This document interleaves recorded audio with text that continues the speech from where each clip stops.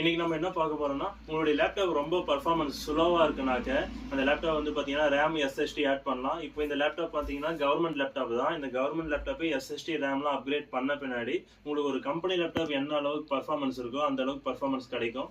இது வந்து பாத்தீங்கன்னாக்க கவர்மெண்ட்ல லாஸ்டா கொடுத்து Lenovo E41 லேப்டாப் ரொம்ப பெர்ஃபார்மன்ஸ் ஸ்லோவா இருக்குன்னு எடுத்துட்டு வந்தாங்க.